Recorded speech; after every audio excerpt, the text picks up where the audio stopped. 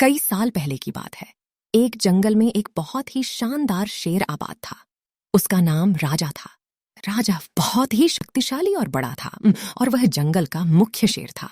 वह जंगल के हर प्राणी को डराता था और जंगल का सर्वश्रेष्ठ शेर माना जाता था। राजा का दिन आवाज के साथ आरंभ होता था। वह अपने सम्राट दरबार में बैठा रहता था और उसके दरबार में उसके मंत्री, खजानदार और अन्य प्रजाओं के साथ बड़े ही आदर्श रूप से चर्चा होती थी।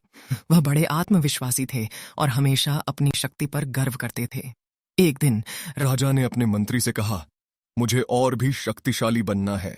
मुझे एक और सबसे बड़ा शेर बनना है ताकि कोई भी मेरे सामने खड़ा ना हो सके। हाँ?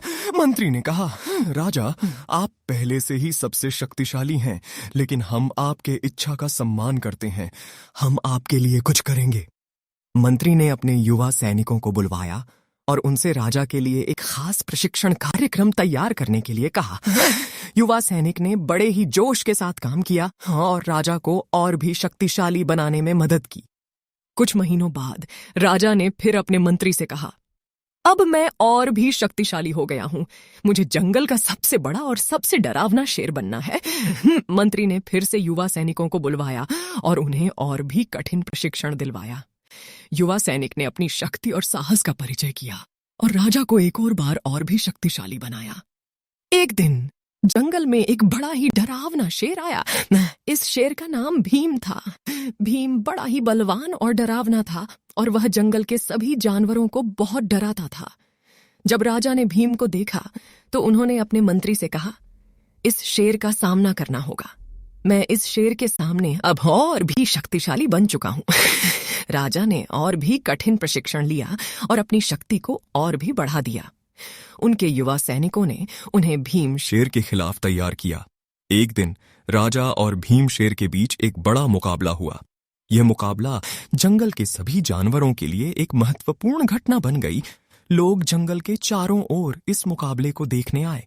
मुकाबला शुरू हुआ और भीम शेर ने अपनी बड़ी शक्तिशाली दिखाई। वह राजा को कई बार प्रहार कर दिया, लेकिन राजा हार नहीं माने। वह अपनी आत्मविश्वास और शक्ति के साथ लड़ते रहे।